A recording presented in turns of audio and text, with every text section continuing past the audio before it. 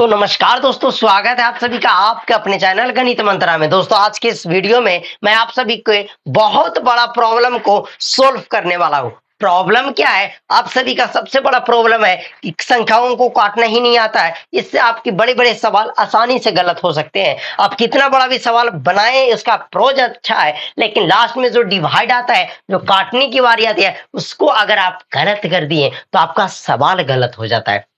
काफी लोग का कमेंट था कि हमें संख्याओं का काटना ही नहीं आता है कि हम संख्या को कैसे काटे। कभी हम ऊपर वाले को 5 से काट देते हैं और नीचे वाले को 6 से काट देते हैं। तो क्या ऐसा हमारा बनाया वो सही है? तो चलिए, उसके लिए हम एक प्रॉपर वीडियो लेकर आए हैं और आज की इस वीडियो में मैं आप सभी को ये बताऊंगा कि किस प्रकार से संख्याओं को काटा जाता है। मतलब कहने का मतलब कि इस वीडियो को शुरू से अंत तक देखने के बाद आप डिविजिबिलिटी ऑफ रूल जो होता है उसको लागू करना भी सीख जाइएगा। मतलब अगर आपको पता है कि विभाजता का नियम, तो थोड़ा सा माइंड आपको एक्टिव जरूर होगा और ज्यादा आप समझ पाइएगा।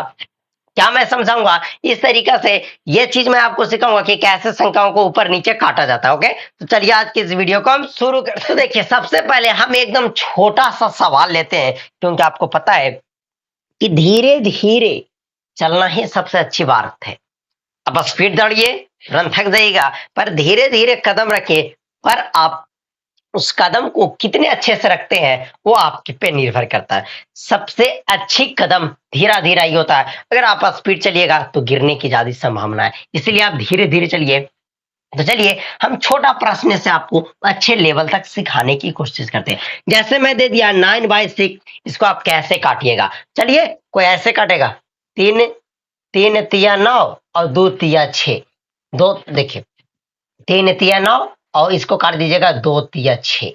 चलो, हो गया। फिर 3 से 3 काट दीजिए, मतलब 1 आ गया। कई लोग ऐसे करते हैं।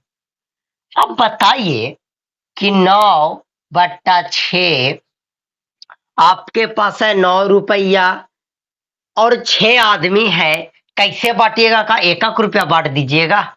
है संभव? नहीं संभव है। आखिर इस मेथड को कैसे यूज किया जाए, ऐसे प्रश्न को कैसे काटा जाए कि आपका बीच में सवाल गलत ना हो। ओके, आइए हम इसको इरेज करते हैं और आपको हम काटने की मेथड बताते हैं, टेक्निक बताते हैं, इसका तरीका बताते हैं। सबसे पहले क्या कर रहे हैं, यहां देखना है कि ऊपर वाले को न्यूमिनेटर और नीचे वाले को डिनोमिनेटर, हिंदी में बोले तो ऊपर वाले को अंश बोलते हैं, थोड़ा ध्यान से समझिएगा, और नीचे वाले को हर बोलते हैं। हर अंश बटा हर को भिन्न बोलते हैं। अब पूरा तरीका से मैं बता दिया। मतलब यह एक प्रकार का भिन्न है, यह एक प्रकार का फ्रैक्शन है। कैसे फ्रैक्शन है कि 9/6 मतलब अंश बटे हर के रूप में है, तो यह एक प्रकार का फ्रैक्शन है। आप कह सकते हैं यह एक भिन्न है।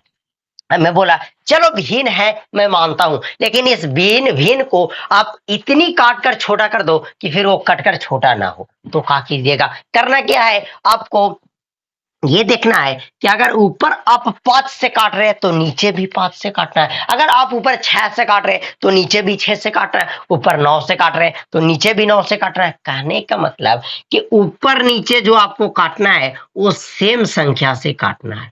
यही अप्रोच था, यही मेथड था। ऊपर नीचे आपको जो काटना है वो सेम से काटना है।